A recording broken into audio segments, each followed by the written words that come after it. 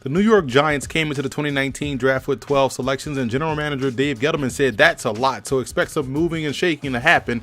Well, they ended up making 10 selections when it was all said and done, and did a fairly good job in doing so. Wide receiver Darius Slayton out of Auburn has some tremendous acceleration and is a solid player after the catch. If what he put together in that Music City Bowl was a sneak peek into his potential, then the Giants landed themselves a gem in the 5th round.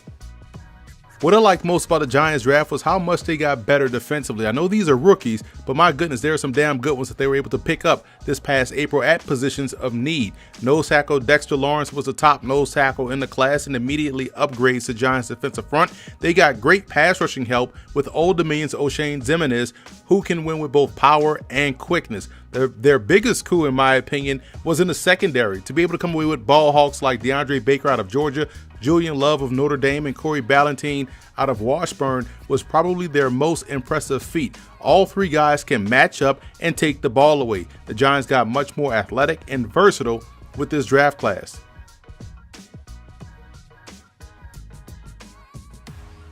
Reggie White Jr. was prolific at Monmouth and has already proven the ability to play inside as well as on the outside for the Giants at rookie minicamp. What's underrated about the receiver's game is his speed and what he can do after the catch. And speaking of speed and ability after the catch, Alex Wesley of Northern Colorado epitomizes those two traits to the T. He's also a very good athlete, routinely sacrificing himself for the deep pass downfield, and was also very good throughout the course of the week at the Reese's Senior Bowl. The Giants were looking for a back that can challenge for the RB2 role on the team, and they may have found one in Rutgers' Ronnie Hillman. The former Boston College transfer combines good run power with breakaway speed, running a 4.41 at his pro day. Keep an eye on him throughout the training camp process as a guy that could find himself on the 53-man roster.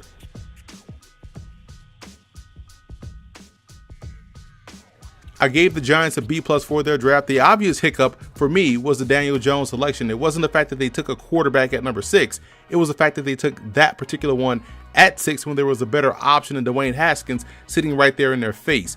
And it's not to play the what-if game, but what if the Giants decided to bypass QB altogether and took Ed Oliver, Josh Allen, or even Montez Sweat with pick 6 and still had the rest of the draft that they had? Or what if they would have taken Haskins at 6 and maybe Greedy Williams in round 2 at pick 37 without trading back into the first round to get a cornerback? I think either of those two scenarios would have been deemed just fine by the masses. However, even with the Daniel Jones pick, you can't ignore the excellent job the Giants done with these picks on the defensive side of the ball. From that perspective, they knocked the 2019 NFL draft out the park.